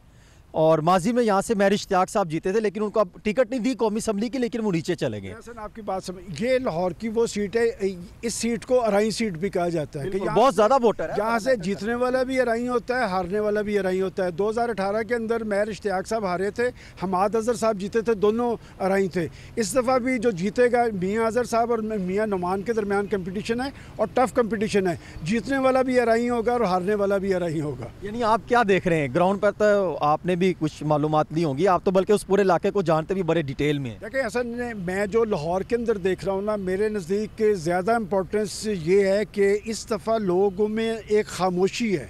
जैसे मैंने पहले कहा है कि अगर तो टर्न आउट 50% रहा, उसका मुस्लिम लीग नून को बड़ा फ़ायदा होगा, और अगर ये 60% तक पहुंचता है तो तहरीक इंसाफ को इसका फ़ायदा होगा। अभी तक जो खामोश वोटर है वो खामोश है, और उनकी खामोशी जो है ना बड़ी पुरस्कार है। और बात यह कि ये टर्न आउट अगर बढ़ेगा तो उसका तहरीक इंसाफ ज़रूर फ़ायदा लेगी। लेकिन लाहौर मुस्लिम लीग नून की सियासत का गढ़ है। माजी के इंतखाबात देख लें, 2013 के, 2018 के, लीड नून लीग ने किया था और रनर अप जो थी वो तहरीक इंसाफ। आपको लग रहा है सलमान साहब को 4-5 ऐसे हल्के हैं जहाँ पर कांटे का मुकाबला देखने को लग सकता है, जिस तरह नवाज शरीफ साहब का हल्का है 130, 128, 129, 100 कुछ। नवाज शरीफ साहब का हल्का बड़ा इंपॉर्टेंट है। और मैं आपको एक चीज़ बताऊँ कि आप भी वहाँ मौजूद थे और मैंने नवाज शरीफ साहब से पूछा भी था कि आप एक चीज़ लैग कर रहे हैं, वो ये है कि उनकी अहलिया मोहतरमा कलसूम नवाज शरीफ साहिबा हमेशा इस हल्के में काम करती थी, और हसन इस हल्के में नवाज शरीफ साहब खुद कभी नहीं जाते थे। इस वक्त जब आप और मैं बात कर रहे हैं, मेरी इत्तला के मुताबिक नवाज शरीफ साहब अपने हल्के में मौजूद हैं। अगर कलसूम नवाज साहिबा ज़िंदा होती तो शायद उन्हें जाने की ज़रूरत न पड़ती। इस हल्के से शुरू से नवाज शरीफ साहब 85 से भी MLA बने थे, उसके बाद से मुसलसल वो MLA बनते चले आ रहे।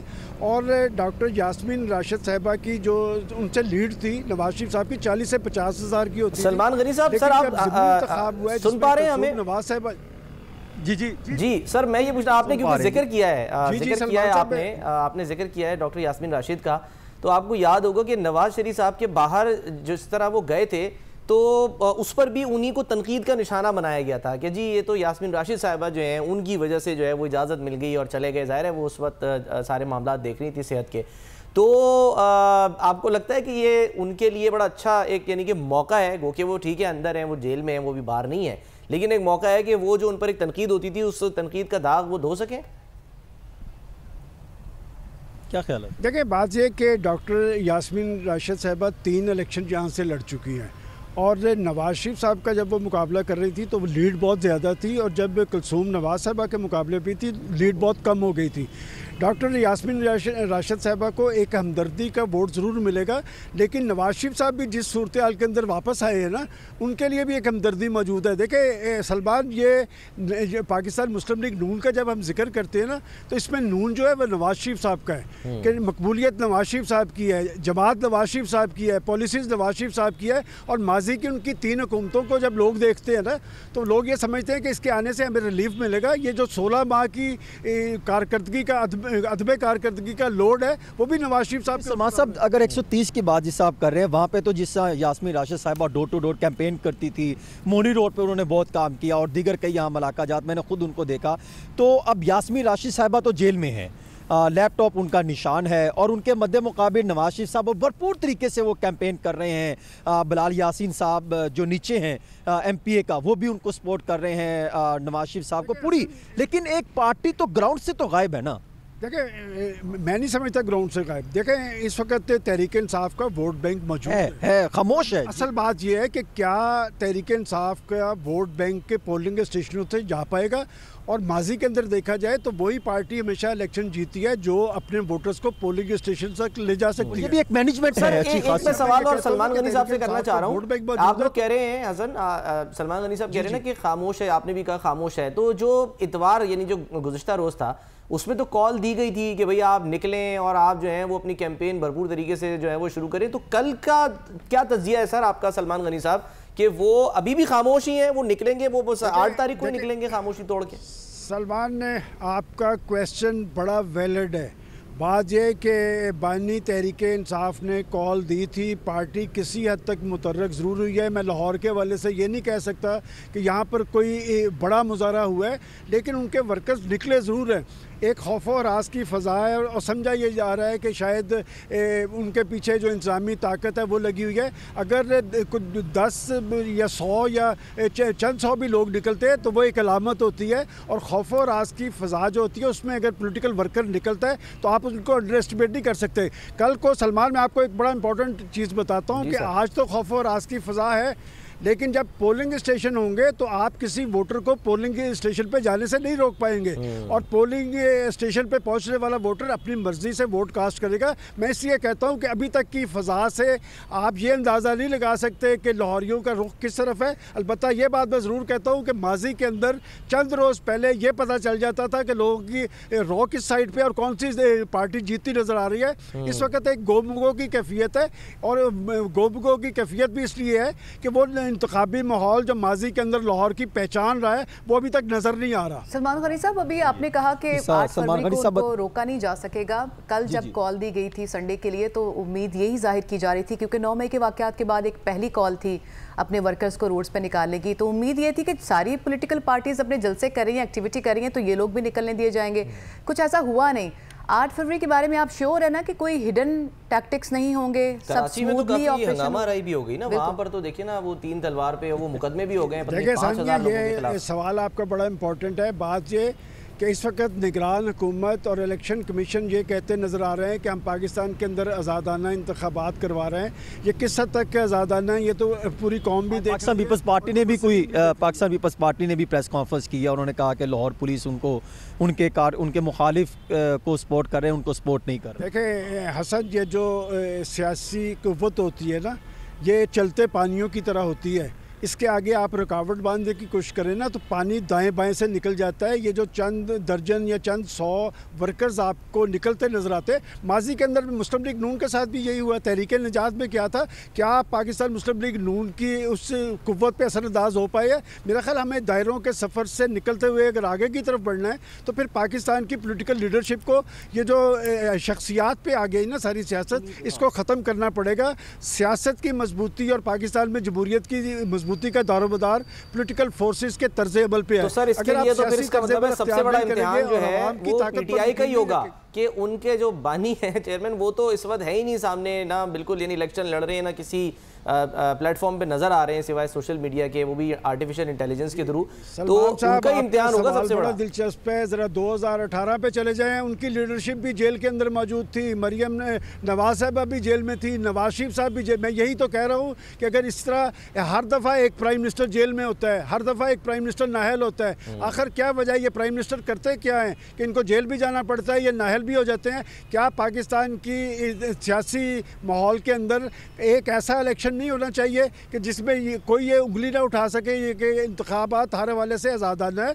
मैं समझता हूँ कि पाकिस्तान की आवाम की तायद और हमायत से बनने वाली हुकूमतें ही मजबूत और मौसर होगी और वही डिलीवर करेंगी। देखें, माजी के अंदर सियासी कुव्वतें जो थी उन पर एक खौफ होता था, उन पर एक लोड होता था कि हमने डिलीवर करना है, चूँकि हमने आवाम के पास वापस जाना है। बदकिस्मती ये है कि एक और फैक्टर भी है यहाँ पे, दो बड़ी पार्टीज ही हम देख रहे हैं पंजाब में कि पीटीआई के हमायत याफ्ता और मुस्लिम लीग नून हो गई, और एक आध हल्का जो आप पीपल्स पार्टी जहाँ हमें एक्टिव नजर आती है। आप मजहबी जमातें भी यहाँ पे हैं, ख़ासतौर पे 2018 में हमने देखा कि अच्छा वोट बैंक उन्होंने हासिल किया। ये वाला फैक्टर आप कितना देख रहे हैं, है यहाँ पे इस दफ़ा उनका वोट बैंक, या फिर वो मैं अभी आपसे बात कर रहा था, अभी मैं ब्रेक में बात कर रहा था कि वो टीएलपी बहुत ज़्यादा एक्टिव हुई है 2018 की सियासी तारीख उठा के देखें तो पाकिस्तान की मजहबी जमातों की एक अहमियत और हैसियत रही है, लेकिन उन मजहबी जमातों की हैसियत और अहमियत कम क्यों हुई है ये तो पॉलिटिकल पार्टीज़ बेहतर बता सकेंगी। अगर लाहौर की हद तक मैं आपको बताता चलूँ कि लाहौर के अंदर जमात इस्लामी पाकिस्तान मुस्लिम लीग नून के साथ इत्तेहाद करके मैदान में आती रही है, तो लाहौर से इनके 3-3 MNA जीते रहे हैं। और 2018 के अगर आप इंतखाबी नताइज उठा के देखें तो तहरीक लब्बैक पंजाब के अंदर तीसरी बड़ी पॉलिटिकल फोर्स थी। अब इस इंतखाबात के नतीजे में क्या होता है, जमात इस्लामी का एक क्रेडिट तो ज़रूर है कि जमात इस्लामी ने 266 उम्मीदवार मैदान में उतारे हैं, कि इस वक्त जमात इस्लामी की संजीदगी पॉलिटिकल सिस्टम के हवाले से जो मैं देख रहा हूँ। देखिए, पीपल्स पार्टी को जब हम ये क्रेडिट देते हैं ना कि पीपल्स पार्टी यकसू थी कि 8 फरवरी को इंतखाबात होने चाहिए, तो सराजुल हक भी ये कहते नज़र आ रहे थे कि हम जीते या हारे लेकिन इंतखाब होना चाहिए। इंतखाबी अमल का तसलसल चलता रहेगा तो पाकिस्तान की पॉलिटिकल पार्टीज़ और मजहबी जमातों की अहमियत और हैसियत रहेगी, और अगर गैप आएगा तो नुकसान भी इन सब का होगा। ठीक है सर, बहुत बहुत शुक्रिया सलमान गनी साहब। हसन रजा, आप जो है वो तफसील से बात कर रहे थे, हसन की तरफ हम फिर भी जाएंगे। सलमान गनी साहब को मैं कम से कम रिक्वेस्ट करूंगा, सर्दी है इतनी देर ना बाहर खड़ा करें, नेक्स्ट टाइम हम चाहेंगे कि हमारे साथ स्टूडियोज में ही हो सलमान गनी साहब। एक ब्रेक लेंगे, ब्रेक के बाद जब हम वापस आएंगे तो हम जिक्र करेंगे रावलपिंडी, एग्जैक्टली पिंडी, और यासिर मलिक हमें ज्वाइन करेंगे इस पर।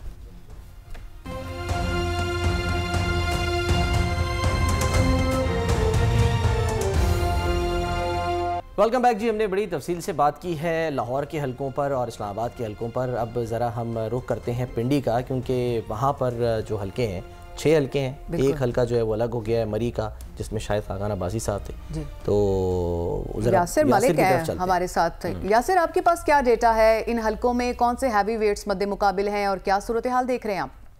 एक तो अंदर है।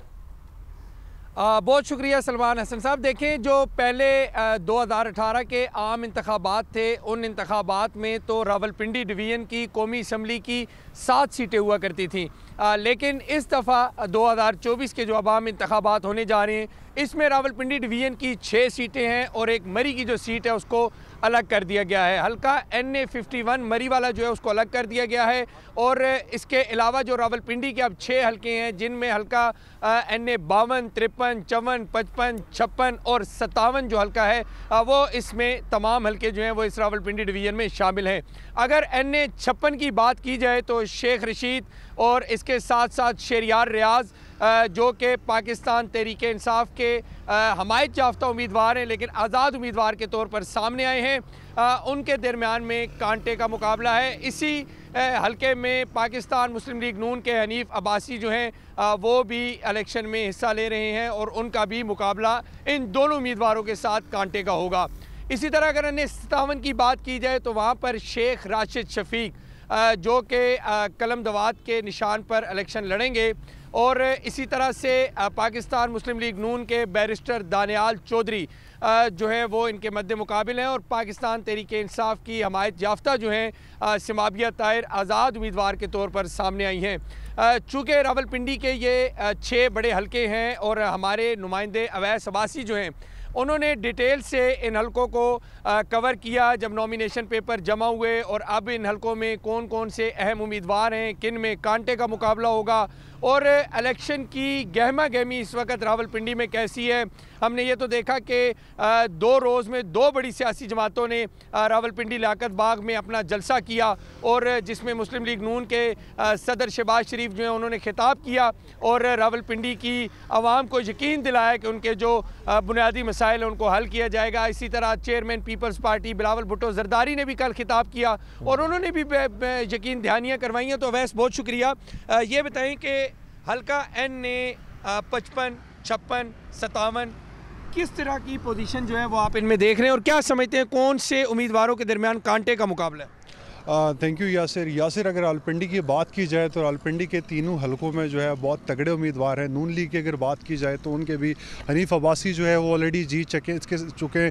इसके साथ मलिक इब्रार भी जो इससे पहले जो है काफ़ी दफ़ा जीत चुके हैं। उसके साथ साथ तीसरे हलके में बैरिस्टर दानियाल हैं जो कि बरादरी का वोट भी बहुत ज़्यादा रखते हैं। इसके साथ साथ जो है नून लीग का वोट भी उस हलके के अंदर काफ़ी ज़्यादा है। तो अगर बात की जाए सबसे पहले हम 56 की बात करते हैं तो 56 के अंदर जो है शेख रशीद अहमद जो कि बहुत बड़ा नाम है, 17 दफ़ा मिनिस्टर भी बन चुके हैं, अब वो जो है इलेक्शन कंटेस्ट कर रहे हैं। उनके मुकाबले में हनीफ अब्बासी हैं और साथ में इसके शहरियार रियाज हैं। तो इस हलके के अंदर जो है बहुत कांटे का मुकाबला देखने में आएगा। अगर हम ऑन रोड की बात करें या मतलब ग्राउंड की बात की जाए तो यहाँ पर शेख रशीद जो है इस दफ़ा उतने पॉपुलर नहीं है जो कि गुज़श्ता इंतखाबात में रहे हैं। सिमाबिया ताहिर जो हैं उनकी पोजीशन काफ़ी ज़्यादा स्ट्रॉन्ग है इस हलके के अंदर। तो उसके साथ साथ हनीफ अब्बासी भी जो है वो भी काफ़ी ज़्यादा स्ट्रॉन्ग फुट स्टेपिंग रखते हैं। उसके साथ अगर दूसरे NA 57 की बात की जाए तो जहाँ से बैरिस्टर दानियाल पिछला इलेक्शन भी लड़े थे, अपना पहला इलेक्शन था उनका, लेकिन वो फैमिली वाइज काफ़ी तगड़े और नून लीग का वोट भी उस हल्के में काफ़ी है। तो वो उनके दरमियान और जो है सिमाबिया ताहिर के दरमियान जो है यहाँ पर मुकाबला देखने के हमें मिलेगा। तो साथ में तीसरी जानब शेख रशीद अहमद के भतीजे शेख राशिद शफीक जो है वो भी इस हल्के से कलम दवात के निशान के ऊपर लड़े इंतखाबात, तो वो भी जो है अपना थोड़ा सा इम्पैक्ट देंगे लेकिन इतनी स्ट्रॉन्ग पोजीशन के अंदर नहीं है। तो यहाँ पे बुनियादी मुकाबला नून लीग और पीपल्स पार्टी की हिमायत। अच्छा वैसे ये बताइएगा NA 53 की अगर हम बात करें तो NA 53 में राजा कमरुल इस्लाम जो कि मुस्लिम लीग नून के हैं, उनके मुकाबले में चौधरी निसार अली ख़ान हैं। तो राजा कमरुल इस्लाम 2018 के इंतखाबात में तो वो जेल में थे, अब इस दफ़ा वो इलेक्शन लड़ रहे हैं। तो इन दोनों में आप किसकी पोजीशन स्ट्रॉन्ग देखते हैं? उस हल्के में क्या पोजीशन है? जी देखिए NA 53 में चौधरी निसार अली ख़ान जो है गुज़श्ता इंतखाब भी लड़े थे, उन्होंने बहुत ज़्यादा वोट्स लिए थे आज़ाद हैसियत में भी। वहाँ से उस वक्त गुलाम सरवर ख़ान जो जीते थे, ताहम गुलाम सरवर ख़ान ने 90,000 वोट लिए थे, तो आज़ाद हैसियत में चौधरी निसार अली ख़ान ने 65,000 से ज़ायद वोट लिए थे। तो अभी जो हम लोग सर्वे करके आए NA 53 का, वहाँ पर चौधरी निसार अली ख़ान की पोजीशन बहुत ज़्यादा मुस्तहकम है। ताहम तहरीक इंसाफ के अजमल साबिर राजा जो हैं उन्हें पॉपुलैरिटी का वोट मिलेगा तो सही, लेकिन बज़ाहिर NA 53 की सूरत हाल की अगर हम एनालिसिस करें तो उसमें जो है चौधरी निसार अली ख़ान की सिचुएशन जो है बहुत ज़्यादा स्ट्रॉन्ग है और इस दफ़ा लग रहा है कि मुमकिन तौर पर वो NA 53 का इलेक्शन जो है वो अपने नाम करेंगे। उनकी कैंपेन भी बहुत ज़बरदस्त चल रही है। उसके अलावा जो हमने सर्वे किया है उसके अंदर हमें तकरीबन 80% लोगों ने जो है वो यही कहा कि वो चौधरी निसार अली ख़ान को वोट करेंगे उस हल्के से। अच्छा ये बताएं कि अपना जो हल्का NA 54 बनता है जिसमें गालिबन गुलाम सरवर ख़ान जो हैं वो हैं अब सामने, और उनके मद्दे मुकाबिल नून लीग के कौन से उम्मीदवार हैं, पाकिस्तान तहरीक इंसाफ के कौन से उम्मीदवार हैं, और इस हल्का NA 54 में आप किस तरह का मुकाबला देखते हैं? कैसा मुकाबला होगा और कौन से उम्मीदवार की जीत देखते हैं आप? जी देखिए हल्का NA 54 जो है ये टेक्सला और रावलपिंडी का मिल के हल्का बना हुआ है। इसमें IPP ने नून लीग के साथ सीट एडजस्टमेंट किया, जहाँ से गुलाम सरवर ख़ान IPP के टिकट के ऊपर जो लड़े। गुलाम सरवर ख़ान का पर्सनल वोट बहुत ज़्यादा, बरादरी का वोट बहुत ज़्यादा है, प्लस इसके अलावा वो काफ़ी ज़्यादा मिनिस्टर्स भी रहे, एक अरसे से इस हल्के की सियासत कर रहे हैं, तो उनका होल्ड काफ़ी तगड़ा है। उसके मद्दे मुकाबले में जो तहरीक इंसाफ का जो हमायत याफ्ता हैं वो अज़रा मसूद हैं, एक खातून है, पहली दफ़ा इलेक्शन कंटेस्ट करने के लिए जा रही हैं। तो अगर इस हल्के की बात की जाए तो यहाँ पर गुलाम सरवर ख़ान की पोजीशन जो है वो काफ़ी मुस्तहकम है, ताहम जो पॉपुलैरिटी का वोट है वो अज़रा मसूद को भी मिलेगा। देखिए वैसे शेयर कर रहे थे यासिर, आप लोग बड़ी ज़बरदस्त इन्फॉर्मेशन शेयर कर रहे थे, लेकिन वक्त की थोड़ी सी हमें किल्लत है और हमें जो बाकी हल्के हैं लाहौर की जो सिचुएशन है वो भी जानना है, तो इस वक्त हम आपसे इजाज़त लेंगे। सलमान, यासिर अभी जो बात कर रहे थे इसमें शेख रशीद अहमद की मुझे बड़ी इंटरेस्टिंग सूरत हाल लगी। 17 दफ़ा वो मिनिस्टर रहे, लेकिन इस दफ़ा कह रहे हैं पॉपुलैरिटी वो उस तरह से नहीं है। तो क्या वैसे वजूहत हो सकती है? थोड़ा PTI ने भी उनके मुकाबले पे कैंडिडेट्स ले आए ना, नुमाइंदा खड़ा कर दिया, वो नाला थे, बड़े दिल बर्दाश्त थे। एनीवे हसन रज़ा की तरफ एक बार फिर चलते हैं। हसन, आप लाहौर में मौजूद हैं और आपके साथ रईस अंसारी साहब मौजूद हैं, सीनियर सहाफ़ी हैं, बड़ी गहरी नज़र रखते हैं, तो जो कुछ हल्के जो हमने अभी डिस्कस नहीं किए उनकी ज़रा बात करें। रईस अंसारी साहब का क्या ख्याल है, ये जो कल का दिन गुजरा, लोग बाहर निकले, सड़कों पे आए, या वो भी ये समझते हैं कि जो खामोश वोटर है वो 8 फरवरी को ही बाहर निकलेगा? मेरे ख्याल में आप सलमान बिल्कुल ठीक बात करें। जो 4-6-7 हल्के रह गए हैं जो बहुत इंपॉर्टेंट है, मेरे ख्याल में उस पर भी बात करता जाऊँ। रईस अंसारी साहब भी माशाल्लाह 38 साल जो हैं वो लाहौर की सहाफ़त से, लाहौर की तमाम तर सियासत से जो है वो बाइल्म है कि, और मुकम्मल तौर पे ऐसा इल्म रखते हैं कि जो शायद अभी हम इनसे पूछेंगे। मैं बात कर रहा था अहरका NA 122 की, जहाँ पर जो है सरदार लतीफ़ खोसा और ख्वाजा साद रफ़ीक के दरमियान जो है वो मुकाबला देखने को मिलेगा। इससे पहले अगर हम देखें NA 122 में, जो कि पहले NA 131 के लाता था, यहाँ पे ज़िमनी इलेक्शन में ख्वाजा साद रफ़ीक जो लेटेस्ट हुए थे 2018 में, और उससे पहले यहाँ पे जो है वो इसी हल्के में इमरान खान जीत कर 84,531 वोट लेकर प्राइम मिनिस्टर पाकिस्तान के इक़्तिदार तक गए थे और उन्होंने कुर्सी संभाली थी। ये बहुत अहम तरीन हल्का तस्वुर किया जा रहा है। और लेकिन यहाँ पे हल्के में बात की जाए तो ख्वाजा साद रफ़ीक भरपूर तरीके से रईस साहब एक्टिव दिखाई दे रहे हैं। उनके मद्दे मुकाबिल हमें लतीफ़ खोसा साहब इस तरह एक्टिव दिखाई नहीं दे रहे। बिल्कुल आपने ठीक बात की कि जो लाहौर अगर ओवरऑल देखें, जिस तरह ख्वाजा साद रफ़ीक का हल्का है, इसमें ख्वाजा साद रफ़ीक, उनके भाई सलमान रफ़ीक बहुत एक्टिव हैं और वो बहुत ख़ासा काम कर रहे हैं और उनको फ्रीली इजाज़त भी है। लेकिन अगर इसके अलावा लाहौर में आप और भी देखें तो नून लीग जो है वो ये कह सकते हैं कि एक तो कहते हैं ना कि उसको पलड़ा भारी है, लेकिन उनको तो सारा पलड़ा ही नीचे झुक गया, मतलब ख़ासा भारी है।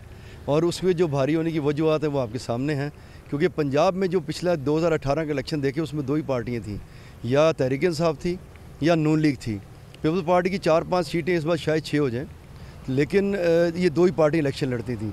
इस वक्त लाहौर देख लें, पंजाब देख लें, तो पार्टी जो है वो एक ही है, वो नून लीग नज़र आ रही है। उनका पलड़ा खासा भारी है। और उसकी जो अभी बात की थी सलमान साहब ने कि जो कल वक्त गुजरा वो कैसा रहा, उसमें कॉल थी बानी PTI की वहाँ से, तो उसमें उन पर लोग कुछ निकले हैं इलेक्शन के लिए। लेकिन उसमें ये मैं कहना चाहूँगा कि ये इलेक्शन का दौर है, ये एक जमहूरी दौर है, और यही नून लीग है जो काफ लीग बन गई थी। पीपल्स पार्टी का तीर का निशान चला गया था, अब वही हाल इनका है। तो कहते तो जमहूरी दौर है, लेकिन मुझे जमहूरियत नज़र नहीं आती, क्योंकि जो हो रहा है इस वक्त वो बाकी पार्टियां खुश हो रही हैं क्योंकि वो किसी हद तक जो है वो अपना वर्क भी कर रहे हैं। मैं ज़रा चाह रहा था कि इसके हल्के की बात कीजिए, यानी ये अगर हल्का NA 122 की जो यहाँ पे मैं समझ, जैसे इमरान खान पहले जीते थे तो फिर ख्वाजा साद रफ़ीक आ गए। NA 123 में रईस साहब शहबाज शरीफ साहब जो है वो पहले जीते थे, जब ये पहले NA 132 हुआ करता था, अब 123 हो गया। और इनके मद्दे मुकाबिल अफजाल अजीम फाट साहब है, एडवोकेट्स है। लेकिन उस वहाँ पर मैंने विज़िट किया, देखा तो वहाँ पर शहबाज शरीफ साहब की कैंपेन राना साहब भी कर रहे हैं और भरपूर तरीके से उनका जो है वो कैंपेनिंग जारी है, यानी उन्होंने वहाँ पर तरक्याती काम भी करवाए हैं। क्या ख्याल है? बिल्कुल, शहबाज साहब को देखें, जब एज ए चीफ मिनिस्टर भी थे, वो बड़ा दिलचस्पी लेते हैं तरक्याती कामों में। ख़ुद उनका लेग वर्क भी बहुत ज़्यादा होता है और उसमें पेन लेते हैं। वो पहले भी रहे हैं, उनकी अच्छी खासी शोहरत है। लेकिन जो आपने नाम लिया, मुझे फिर दोबारा दोहराना पड़ेगा, तो मुझे जर्नलिस्ट होते हुए मुझे आप नाम नहीं पता कि सामने कौन। नहीं, वो अफजाल अजीम साहब हैं, वो एडवोकेट है, वहाँ वो PTI के हमायत याफ्ता है।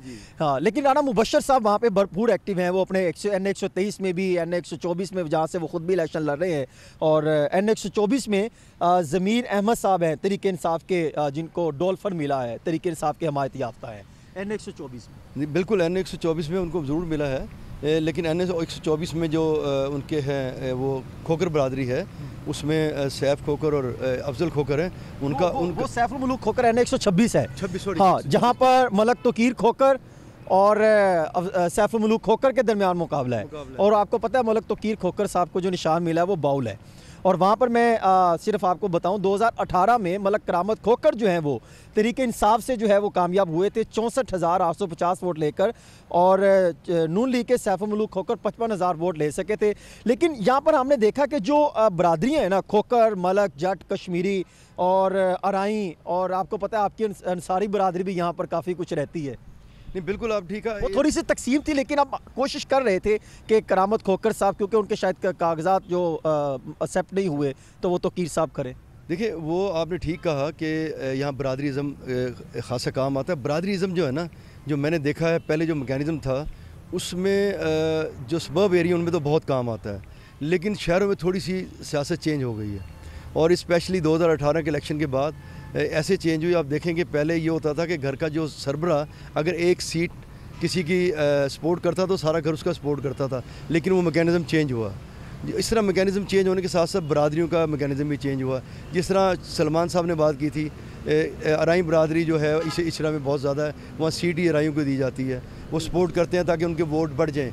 लेकिन अब जो ज़्यादातर लोग पढ़े लिख गए हैं, उनको शऊर आ गया है और उसके साथ साथ शऊर के साथ साथ ना उनको वो वोट किसको देना चाहते हैं। अब बच्चे पढ़ लिख गए हैं और सबसे ज़्यादा सोशल मीडिया का दौर है, वो देखते हैं कि वो किसको देना चाहते हैं वोट। आप उनको ज़ोर नहीं दे सकते बरादरी के बुनियाद पर, यही इस वक्त अंसारी साहब को अगर आवाज़ आ रही है, अंसारी साहब मुझे खुद सुन सोच पा रहे सकते हैं।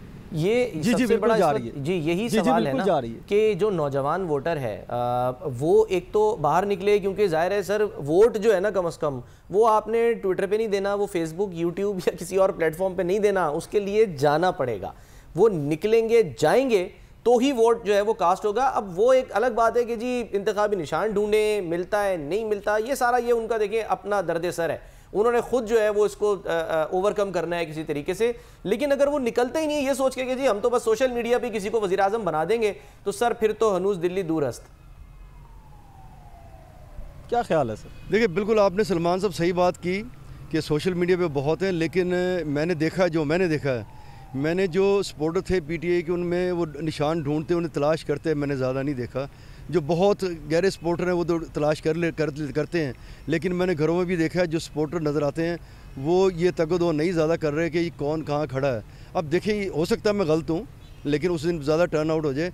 जैसे सलमान गनी साहब ने जिस तरह बात की कि अगर 60-65 टर्न आउट हुआ तो फिर रिज़ल्ट कुछ और हो सकता है, अगर 50 तक रहा तो जो नून लीग है उसके उस पर। लेकिन एक आखिरी एक और बात करता चलूँ मैं, जो अहम है, जिस तरह ये आजकल हालात है जो चल रहे हैं, जिस तरह मैंने पहले कहा कि जमहूरी दौर है, लेकिन सबको खुश नहीं होना चाहिए क्या हो रहा है, उनके साथ भी दोबारा बारी आ सकती है।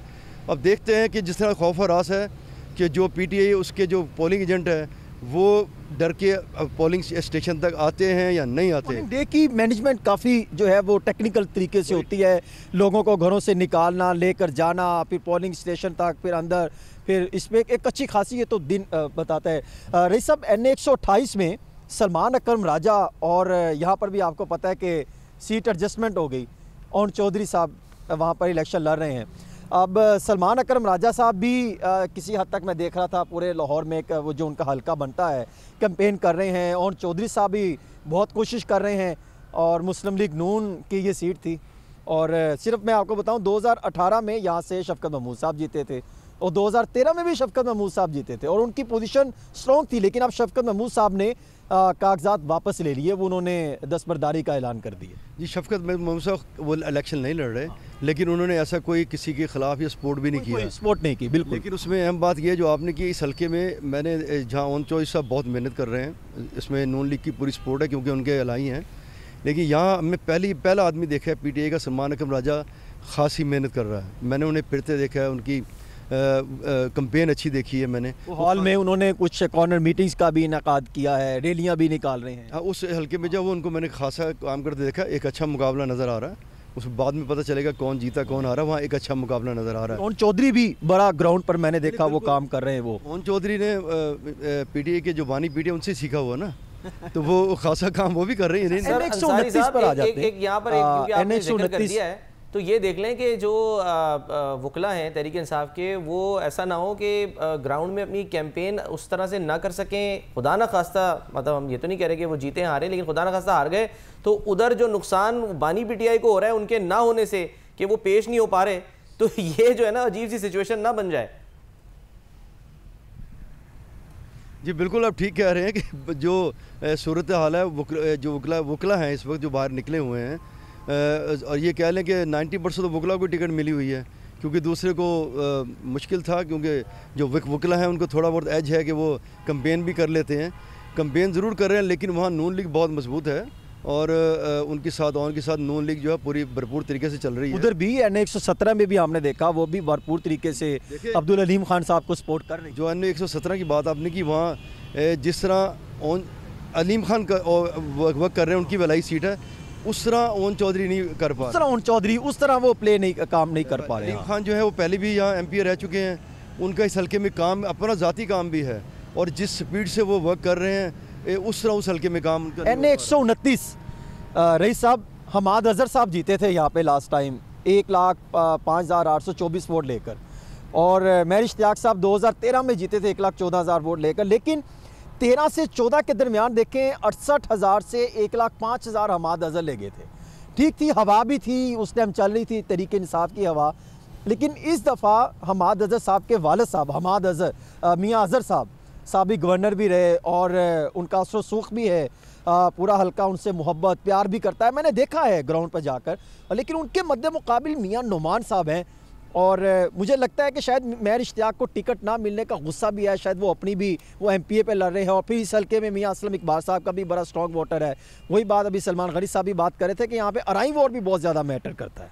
देखिए बिल्कुल अराई वोट बहुत मैटर करता है और मियाँ नुमान ख़ुद भी आपको पता इसी बरादरी से हैं और मियाँ अजहर भी इसी बरादरी से हैं, लेकिन एक मैं बात ज़रूर कहना चाहूँगा, मियाँ अजहर को एक 82 ईयर्स ओल्ड हैं, अब उनकी कंपेन बहुत ज़रूरी, जब उम्मीदवार आपको नज़र ना आए हल्के में और खूब कंपेन ना करें तो वोटर जो ना डिप्रेस हो। तो उनको अरेस्ट कर लिया गया था, वो शाम को छोड़ दिया था, कुछ देर बाद छोड़ दिया क्योंकि कहा जी उन्होंने रैली की इजाज़त नहीं ली, कुछ 144 का भी पुलिस ये दावा किया तो, लेकिन चले वो तो एक ठीक है सर, दावे हर तरफ से हो रहे हैं। अब देखना ये है कि ये दावे जो है हकीकत का रूप कैसे धारते हैं जब 8 फरवरी आती है, और 8 फरवरी तक हमारा और आपका साथ जो है वो इलेक्शन स्पेशल में रहेगा। रोज़ाना हम जो है वो आपके लिए जो मुख्तलिफ हल्के हैं उनमें क्या सियासत हो रही है, क्या चल रहा है, इस बारे में आते रहेंगे। अपना बहुत ख्याल रखिए। अल्लाह हाफ़िज़।